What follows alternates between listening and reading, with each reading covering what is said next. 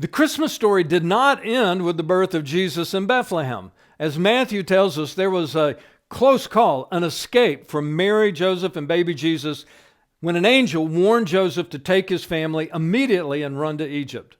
By that time, Joseph had seen too many miraculous events to question something an angel would tell him, so he simply obeyed very quickly. Now, we don't know where in Egypt the Holy Family stayed, but we do know that Matthew saw immense symbolism in the move. Here's how Matthew put it. So Joseph got up, took the child and his mother during the night, and left for Egypt, where he stayed until the death of Herod. And so was fulfilled what the Lord had said through the prophet, "Out of Egypt I called my son." Matthew is actually quoting Hosea, and the prophet Hosea is clearly talking about the people of Israel leaving Egypt in the Exodus, centuries before this event. But that's the whole point. Matthew knows the story of the Exodus. He knows about the exciting Passover escape. He knows about the 40 years in the wilderness. He knows that even after the Israelites took the promised land, they struggled. They kept failing in their efforts to be God's people.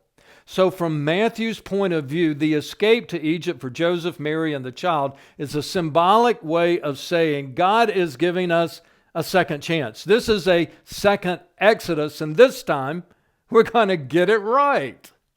Mary and Joseph indeed brought Jesus out of Egypt, but it looks like they had intended to settle in Bethlehem. But as they came into Judea, they began hearing troubling reports about Herod's son Archelaus. Archelaus was the new ruler in Jerusalem. And right from the start, Archelaus was a train wreck. On his first Passover, he tried to put down a riot on the Temple Mount. But by the time his soldiers left the Temple Mount, there were 3,000 dead Jews on the holy ground. And again, this came during the week of Passover. Who could imagine such a thing? And with such a maniac ruling only 5 miles from Bethlehem, Mary and Joseph decided to go back to Nazareth. Rome, in the meantime, decided that Archelaus was a maniac too.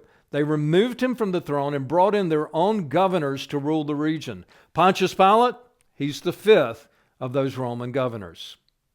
And no doubt, I think every Passover, Pilate was very nervous.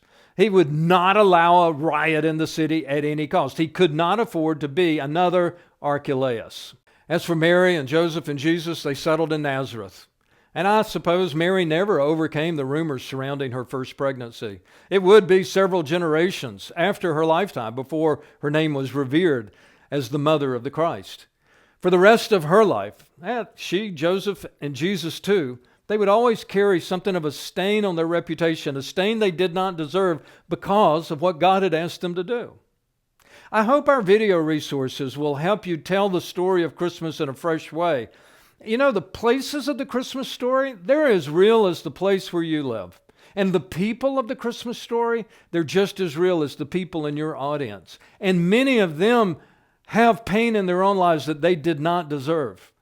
That kind of pain is actually common to every generation. But here's what I know. People who are in great pain need a great hope. So let's tell them one more time about the indescribable joy and the greatest hope of all that's found in Christ. Let's tell the Christmas story. And there's, of course, much more than the Christmas story. I hope our resources at BibleStock.org will help you tell every part of the Bible story. You'll find photographs there, illustrations there, and a world of video clips. Use it all the way God leads you in your ministry, and let's do this for God's glory.